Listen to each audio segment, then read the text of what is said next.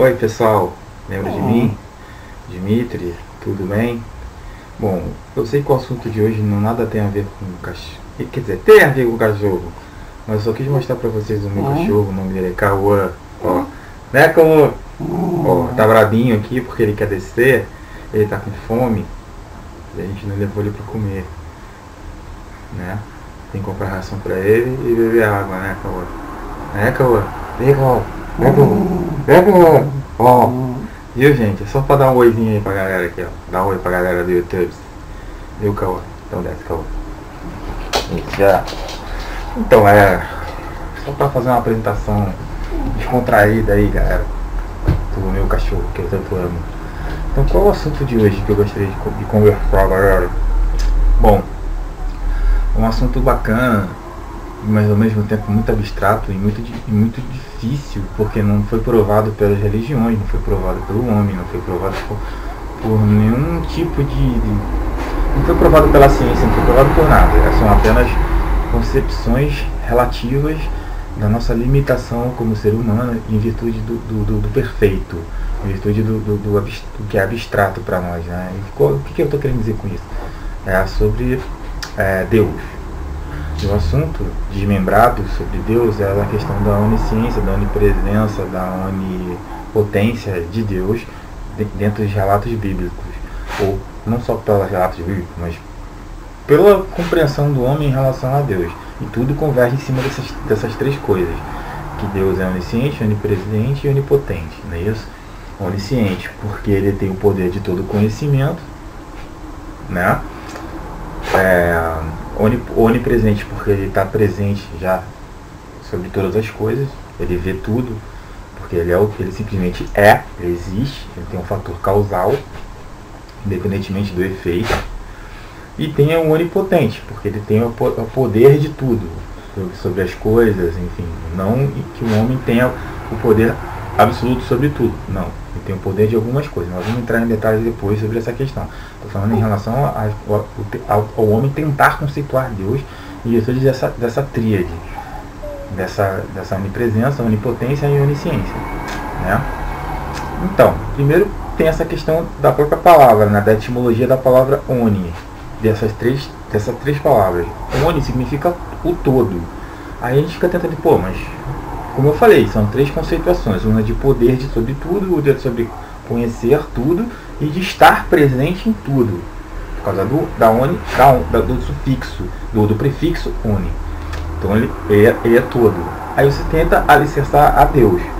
Então, aí começa a dificuldade do homem em tentar conceituar Deus também, independente de dizer que é onipresente, onisciente e onipotente. Então, o que é Deus para mim? Deus, em virtude de ser oni, o todo, a gente tem que tentar entender. Deus para mim é uma fonte eterna de amor e de luz.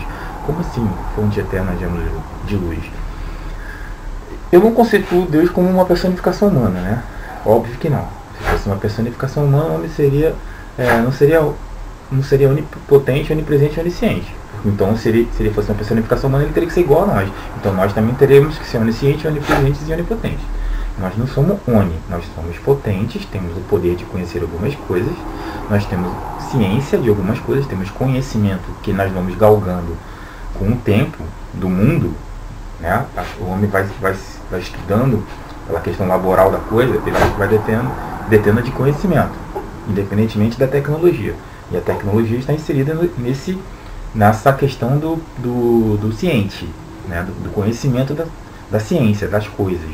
E o onipresente, quer dizer, nós estamos presentes, é fato, nós estamos presentes no planeta Terra. Nós não estamos presentes no universo, assim, pisados. Nós não estamos presentes à lei da relatividade. Nós não estamos presentes em Júpiter, Urano, em Marte, mas estamos presentes em algum lugar. Eu estou presente no meu quarto nesse exato momento, mas não posso estar presente nesse exato momento ali do lado da Lua. Eu não posso estar presente na casa da minha namorada, agora, nesse momento. Mas posso estar presente em pensamento. Mas vamos lá. E o que eu queria dizer então em relação a isso? Então, Deus para mim, como é uma fonte eterna de amor e de luz, ele é absoluto, ele é pleno. Então como é que eu vou tentar entender em cima dessa questão da oni? Porque se Deus é pleno e Deus o todo manifesta, é uma coisa abstrata, eu tento entender, sempre tento entender Deus da seguinte forma, pô, é como se você estivesse sentado na praia, de frente para o mar, sentado na areia, e você tentar analisar Deus. Por mais que eu não consiga ter a noção concreta de Deus, é muito abstrato, mesmo eu sabendo que tem um pedaço de Deus que é concreto, porque é visível, é material, mas Deus não é só material, porque o todo dele eu não vejo, eu vejo uma parte dele. Por exemplo, materialmente, que é visível, eu vejo. Você pode ver em cima das coisas, da cocriação, do reino mineral, do vegetal, do animal. Eu vejo a manifestação dele sobre essas coisas. Mas ele já está adensado na matéria, no nosso planeta, mas é uma forma de manifestação de Deus. Como eu falei, essa questão da praia, você olhando para o mar, você olha o horizonte. Então quando eu estou sentado olhando para o mar, o Deus para mim, a analogia que eu tenho de Deus é você olhar para o horizonte e ver aquele marco horizontal na praia, uma linha, e eu não consigo enxergar atrás dessa linha. Eu sei que tem uma linha e aquela linha é tão linda, mas eu não consigo adentrar dentro do meu olho nu, humano, né, limitado, essa questão. Mas eu sei que naquela linha, atrás dessa linha continua, ele é infinito, ele perpetua. E isso para mim é uma analogia interessante sobre Deus. Mas chegando mais perto de mim na praia, quando eu estou na areia, você vai chegando que a coloração da água ela vai mudando. Então lá no fundo é escuro. Conforme vai chegando perto de mim, ela já ficando mais clara. Ela muda um azul mais claro, mais limpo, mais nítido. Não é que é limpo, mais nítido para mim. Vai ficando mais raso ou vai ficando mais visível para mim. Então vai mudando a cor para mim. Então chegando aqui, você vê as ondas, chegando nas ondas, você vê a espuma dela batendo no mar, até chegar em mim, até chegar na areia, até chegar no grão de areia. Então essa questão de Deus é muito linda, e ao mesmo tempo, essa é a analogia que eu posso fazer humanamente falando de Deus. Eu enxergo Deus perto de mim, assim como eu enxergo Deus longe de mim. Mas isso não quer dizer que Deus não seja o longe e não somente o perto, ele é tudo. Né? É uma das analogias que eu posso tentar entender Deus sobre essa ótica, né? Podemos falar de vários tipos de situação para tentar entender Deus, né? Por exemplo, na água, você tem as 3 estados de conservação da água, o gasoso, o sólido e o líquido, né? E você vê que você não enxerga a água, né? A questão da vaporização, mas você sabe que existe essa água, essa matéria, essa molécula para vaporizar a água. Então tem o fator energético, e a energia é imaterial, é invisível, mas se você esquentar a água, entendeu? Com certeza ela vai vaporizar. Se você congelar a água e ela era líquida, ela vai ficar sólida. Então assim, são coisas lindas que você vê sobre a forma de energia de Deus. Mas o fator essência é a água. Mesmo sendo vapor, a água se manifesta no líquido e a água se manifesta no sólido. Mas o fator essência é a água. A fonte é a água. Assim como Deus. Deus é a causa primária sobre todas as coisas. Eu não tenho como provar o que causou, o que gerou, qual é o fator científico que não tem prova do fator causal, causa primária sobre todas as coisas. Ou conceito espiritual. Deus é mestre supremo sobre todas as coisas. Ponto. É como se fosse uma decoreba. É muito vasto, cara, é muito complexo você dar esse tipo de conceituação se você não consegue interpretar. Então eu estou tentando interpretar dessa forma.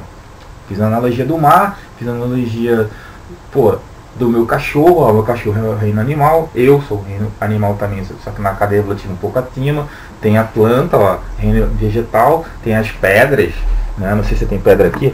Tem um exemplo de pirâmidezinha de cristal, como se fosse uma pedra. Reino mineral, então são as condensações, a densidade mais pesada que Deus, que descende do superior para baixo, vai formando os reinos. Tem as consciências unicelulares, as consciências pluricelulares, enfim, tudo isso é uma manifestação de Deus, por mais que você não enxergue. Então, não sei quem falou isso, não sei qual foi uma matéria que eu via, que explica também Deus sobre essa questão da oração, que é uma outra questão em cima da onisciência de Deus, porque ele acha que se você é onisciente, se Deus é onisciente, para que o ser humano precisa orar? É uma boa questão também, uma pergunta bem filosófica, bem interessante, não que é burro ou ignorante, pelo contrário, é uma pergunta plausível, Então a gente tentar compreender. Eu não sou dono da verdade, mas cada um tem o poder de reflexão sobre isso.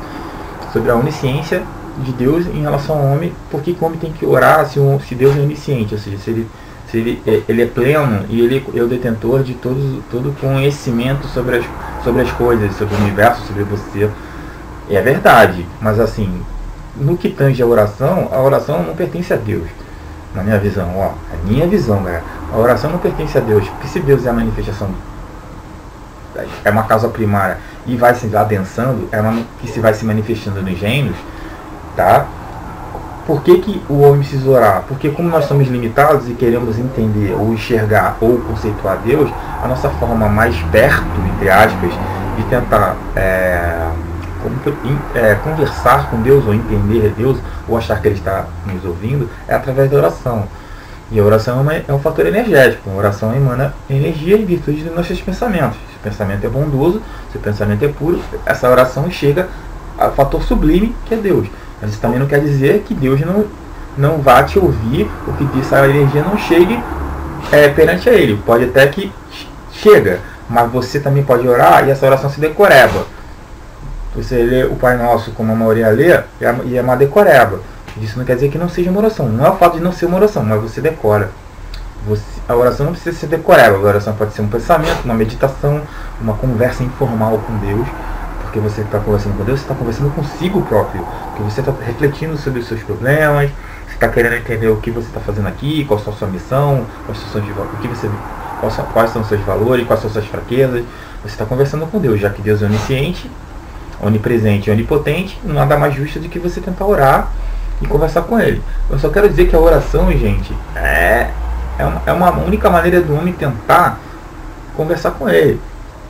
Eu não vejo de uma outra maneira de dizer que, pelo lado contrário, da contra-argumentação, de que eu não preciso rezar, porque se Deus já sabe que eu existo, e sabe que eu vou cair, e sabe que eu vou fracassar, ou que eu não vou fracassar, que eu vou ter isso nessa minha vida terrena, então para que eu vou precisar rezar?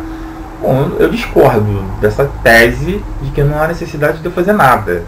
Mesmo porque eu acho que Deus não é que Deus permite que você sofra ou permite que você não sofra. Eu não acredito nessa tese de que Deus permite e que Deus pune e castiga você sobre todas as coisas. Quer dizer, como se ele fosse o fator de fazer por você as coisas. Não, eu não encaro dessa forma como a religião cristã fala. Que Deus permite, ou Deus pune, Deus castiga. Eu não acho que isso exista. Eu acho que o que existe é que você é o único responsável pela sua vida. Você é uma energia. E a energia pertence a Deus também. Então você está coligado com Deus. Você não está isolado de Deus. Você está integrado a Deus. A diferença é que você está afastado de Deus pelas suas poluições conscienciais, pelos seus pecados, pelas suas fraquezas, pelas suas transgressões, vindo de várias vidas, porque acredita em vida após a morte. Beleza, mas se você não acredita, não tem problema. Pode ser que você não acredite e ache que só existe uma vida. Tudo bem, vai. Eu tenho uma vida, mas você dentro dessa sua única vida tem o seu pensamento, sentimento e ação. Você precisa fazer essas três coisas funcionar para tentar conversar com Deus, já que você é Deus em atitude. Você não pode dizer que Deus é separado de você. Então, se Deus é separado de você, ele não é só você e ele não são veras semelhanças. Você não está isolado dele, você está afastado dele em virtude da sua obscuridade e da sua ignorância. Então, eu me encaixo na ignorância. Se eu peco, eu sou ignorante. Se eu cometo falhas, eu sou ignorante. Isso não quer dizer que eu não o ame e eu não possa me amar. Eu estou integrado nele. Eu sou luz. A diferença é que eu não sou perfeito e eu não sou luz pura. Eu sou uma luz refratada, assim por dizer. Em virtude das minhas obscuridades, das minhas falhas, do meu ego. Ego, que é o pensamento, o sentimento e ação não equalizada. Eu não consigo pegar essas três coisas e tentar viver de uma forma coerente dentro do meu crivo. Então eu tenho dificuldade, eu caio toda hora, eu tenho conflitos psicoemocionais, e aí quanto mais eu tenho isso, mais eu me afasto dessa luz pura. Isso é muito difícil você viver uma vida inteira dessa forma. Ou seja, por isso que os budismos falam sobre a questão da iluminação, que Buda iluminou, porque ele conseguiu neutralizar o ego. Ele conseguiu se enxergar em Deus, né? Eu não vejo muita diferença de Buda para Jesus. na minha visão, tá? Porque ambos são avatares, ambos têm uma ideologia muito parecida, que é amor, que é autorreflexão, autoconhecimento. O Buda foi totalmente pregando a autorreflexão, o autoconhecimento, o fator dos chakras, o fator da energia, o fator do autoconhecer-se através da meditação, do barulho interno, do caos interior, né? Que você estava isolado, totalmente poluído consciencialmente do eterno, da luz. Mas você também é eterno. Não é que Deus é eterno, mas Deus fez você. Deus fez os reinos. Nós estamos interdependentes. Você não pode dizer que você está isolado dele. Não pode estar isolado. Se fosse assim, por que você faz o sinal da cruz todo dia? Pai, Filho e Espírito Santo. Porque você faz parte dessa tríade. Você é filho, você é pai e você é Espírito Santo. Você é Espírito, você é pai e você é filho. A diferença é que você não se vê nele. Mas você é engraçado, reza isso aqui no seu peito. Eu acho que as pessoas têm que entender melhor essa questão da tríade. Porque você não está afastado dessa tríade. Né?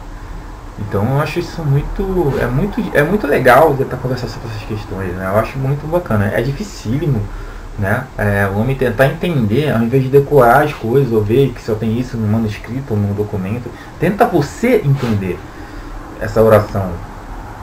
Porque as orações são diversas em culturas totalmente, religiões totalmente diferentes da nossa. E cada religião tem a sua oração própria, a sua particularidade, o seu foro íntimo. E a gente acha que Deus só existe para uma determinada doutrina, só existe para uma determinada forma de pensamento. Isso é um absurdo. Porque, pensa, raciocina. Se só existe um Deus para uma determinada religião, pô, que injustiça seria, né? Então Deus não é justo. Então você já quebra esse paradigma, esse conceito universal. Mas como eu concordo que Deus é justo, então Deus não pode estar só numa religião. Deus não pode estar só numa doutrina, de uma forma de uma religião pensar. Isso seria um egoísmo e não altruísmo do ser humano. E Deus seria um cara egoísta. Então Deus, como não é egoísta, e Deus não tem uma corrente de dualidade, de sim, bem versus mal, bom, ruim, certo? Cristão, anticristão, essa coisa foi formada pelo homem, gente.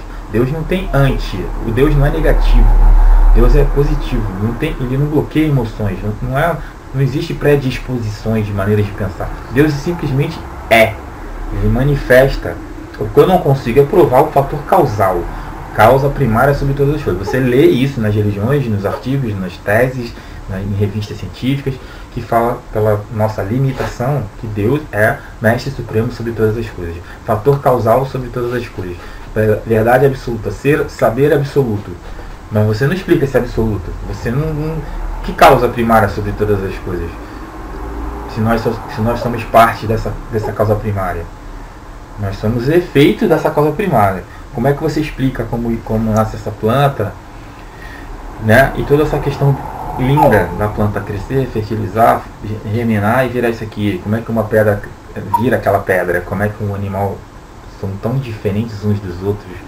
E ao mesmo tempo cada animal tem uma sua peculiaridade, a sua instinto de sobrevivência, a parte sexual dele, as vegetais, as ervas, as plantas e essas correlações com o ser humano, os alimentos da terra e qual a relação desses alimentos da terra conosco.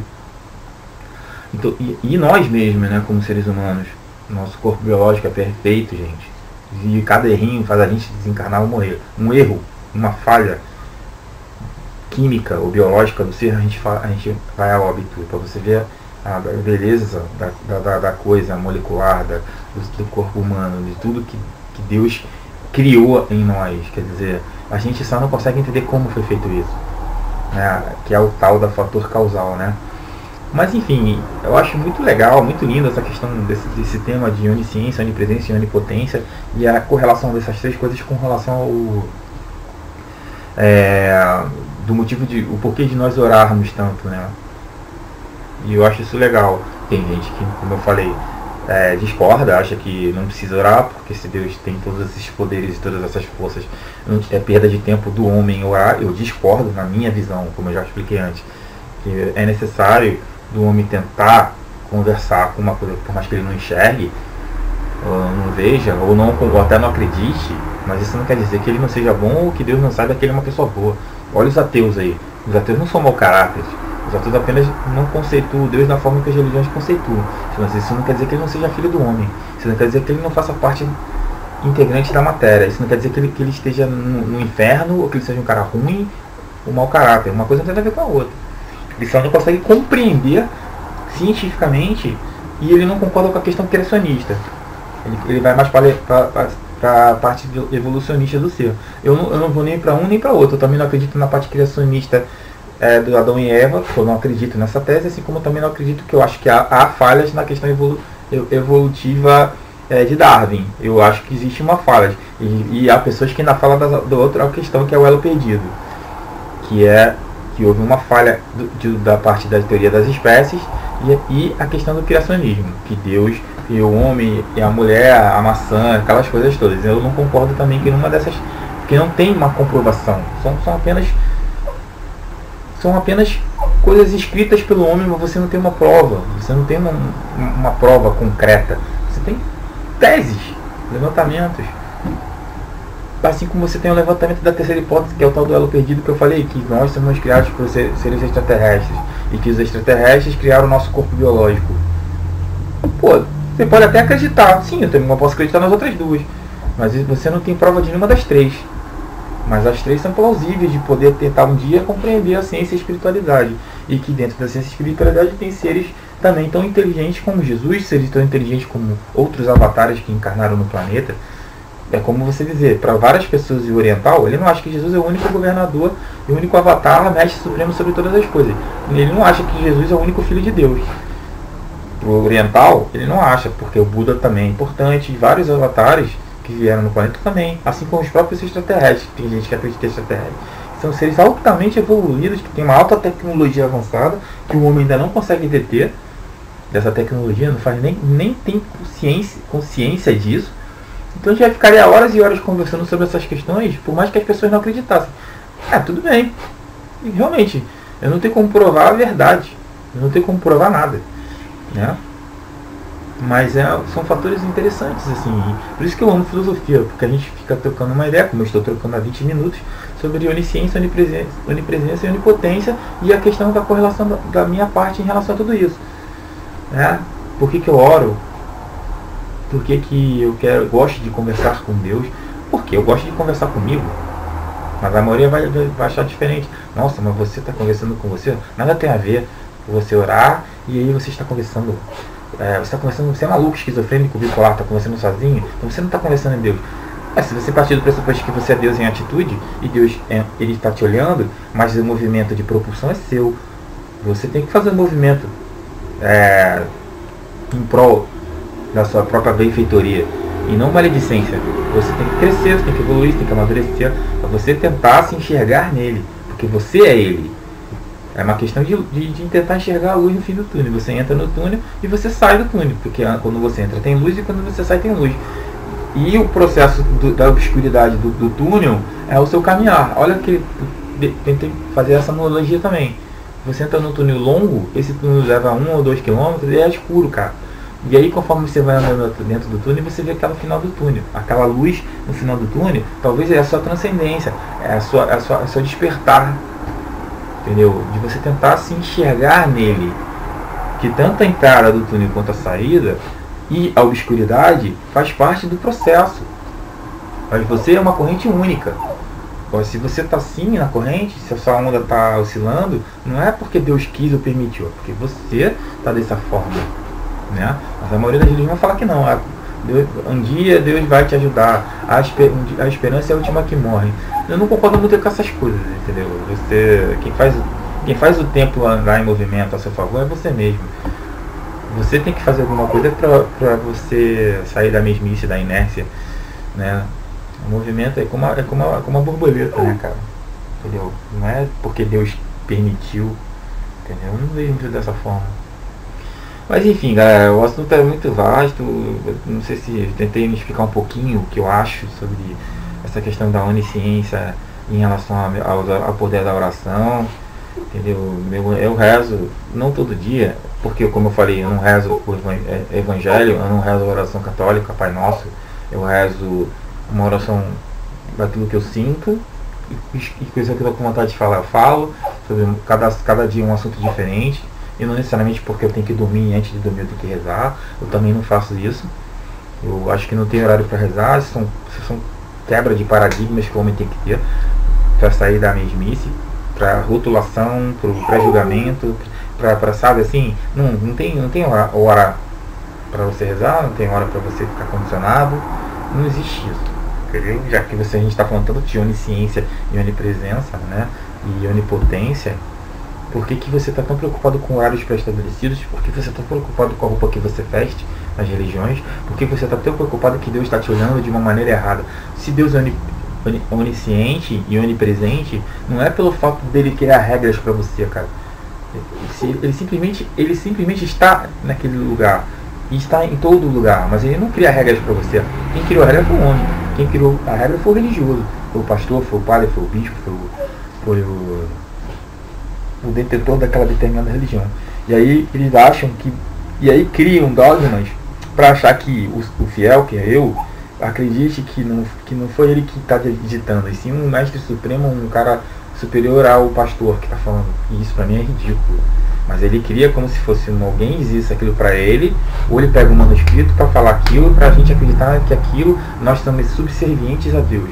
Então nós estamos, e Deus é vassalo seu, porque ele é seu patrão, seu dono. Não, ele não é seu patrão, cara. Ele não é seu dono e nem você é subserviente a ele. Nós estamos integrados a ele. Eu não vejo da forma tipo subordinação, subserviência, essa coisa do castigo, da pena, de você ficar reprimido pela sociedade. Será que Deus está me olhando? Eu não consigo viver dessa forma, entendeu? Essa neura, essa esquizofrenia religiosa em relação a um ser supremo, com um ser fragmentado, que sou eu, vindo da manifestação do todo, que adensa o mundo microcósmico, que é o planeta Terra. E aí eu fico meio acanhado, porque será que eu fiz uma coisa errada? Eu acho que a gente deveria se preocupar menos com isso, e sim que nós deixássemos fluir a nossa verdade, nosso verdadeiro amor, e não achar que o amor é a doutrina X, a doutrina Z, a doutrina Y. O amor é o amor, independentemente do que você pensa, independentemente da religião. Amor não tem doutrina, o amor não tem concepções, o amor simplesmente é. O amor está na planta, está na pedra, está na água, está nos animais, está no meu cachorro, está em mim, está no amor a si e ao próximo, amor está nas coisas, está no mar. Você observa aquilo e você vê aquela beleza toda. Então você não precisa ficar pensando muito naquilo. Será que isso aqui é bonito? Será que isso aqui é feio? Será que se Deus fez isso aqui melhor do que a outra coisa? Deus fez, cara. Aquilo aconteceu. Aquilo se manifestou. Se ele se manifestou para nós e para as outras coisas, é porque alguma coisa tem de benefício para que a gente possa trocar entre os reinos. Então, eu acho que a gente só está muito preocupado em competir e depredar as coisas e achar que nós somos os detentores dos outros reinos, e a gente está se destruindo porque a gente tem ego pra caramba e os outros reinos não tem, e a gente não consegue caminhar em linha reta. Isso é verdade. E aí a gente acha que a gente está sim em linha reta porque Deus nos ama. E aí, mas Deus ama todos os outros reinos, e os outros reinos não estão em desequilíbrio por causa da nossa culpa, e não porque eles erraram. Nunca vi uma pedra errar, um vegetal errar, e um cachorro errar, e os animais errarem. Os animais estão em extinção por causa do homem. As árvores, o oxigênio está faltando, o ecossistema está alterado por causa do homem. Tudo é por nossa culpa. Então, porque Deus permite. Será que Deus permite? Não é questão de Deus permitir, cara. Você que se permite, você que falhou, você que errou. Deus te deu isso. O que você vai fazer com isso? O que você vai fazer com isso depende do seu livre-arbítrio. É aquela coisa, a colheita é livre, a semeadura é livre, a colheita é obrigatória. Ou seja, você nasceu, você vai ter que amadurecer. E aí, conforme é o seu amadurecimento, você vai para o caminho certo ou você vai para o caminho errado. Se você acha que isso aqui está certo, ok. Agora, se você acha que você está no caminho errado, você vai colher aquilo que você plantou. Se você plantou coisa ruim, você vai colher coisa ruim. Mas não porque Deus vai te castigar. Você é o seu juiz interno. Independentemente da onisciência, da onipresença e da onipotência de Deus. Eu não está discutindo o oni, do todo. Porque você também é o todo. A diferença é que você está refratado. Você é a manifestação do todo. Todos os reinos são manifestações do todo. Mas são consciências individuais. Mas somos manifestação do todo também. Eu enxergo dessa forma. A diferença é que eu não consigo enxergar o todo em mim. Eu não consigo me enxergar como um todo. Tá? Isso que é engraçado. A gente não entende essa questão de você se enxergar no todo, da própria manifestação integrada. Mas a gente acha que está isolado de Deus, porque Deus vai fazer isso por você. E além disso, ele vai castigar o seu amiguinho que te xingou. Não, ele não vai castigar você, ele vai castigar o seu amiguinho. O seu amiguinho é responsável pelo juízo interno que ele criou, pelo conflito psíquico dele. Ele é responsável pelo próprio erro dele. Não porque Deus vai punir ou castigar. Aí você vai para a linha espiritual. Mas é por isso que existem várias vidas. Talvez.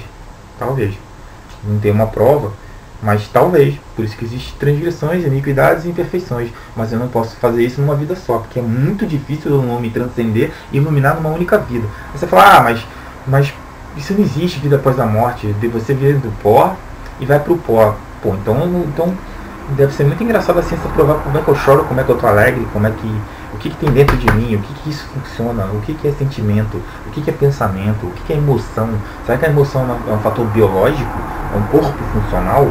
Como uma pele, um coração, um órgão, um osso? Ou a emoção é uma coisa espiritual? A gente tem que pensar muito sobre essas questões, porque muita gente acha que isso tem nada a ver, esse cerebral. Não é? O pensamento não é cerebral, o pensamento é mental, é energético, é energia, imaterial. Você não enxerga o pensamento, mas o pensamento é uma energia. Então por que você está orando então? Se você acha que Deus vai te ouvir, é sinal que a energia chegou até ele, mas a energia é invisível. Sim, o pensamento é invisível. Você enxerga o vento? Não. Mas eu sinto o vento. Sim, se você sente é porque é energia.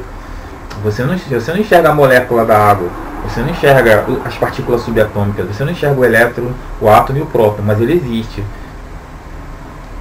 Então assim, são muitas coisas assim relevantes para a gente entender o nosso papel na humanidade em relação a Deus e a todos nós, né? Eu gosto de conversar sobre um monte de coisa e aí às vezes eu acabo falando coisas que vai acabando deturpando sobre a questão do ONI, da prefixação ONI, né? Nessas 3 palavras para tentar entender Deus, né? E conceituar isso para mim, entendeu? Então é isso, galera. Eu acho que é mais ou menos o que eu tentei entender, mais ou menos o que eu estou tentando explicar para vocês sobre o que eu acho, galera, tá?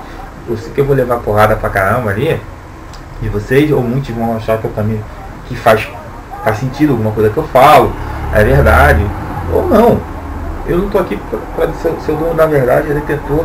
Eu não sou ONI em nada, cara. Eu não sou ONI em nada, mas eu sei que eu sou presente, eu sou ciente e sou potente, porque eu posso alguma coisa, eu posso conhecer alguma coisa e estou em algum lugar. Eu posso não estar totalmente em todos os lugares, totalmente detentor de todos os conhecimentos, porque eu não tenho o poder de tudo, mas eu tenho, engraçado, mas eu tenho alguma coisa do potente, alguma coisa do ciente, alguma coisa do ciente.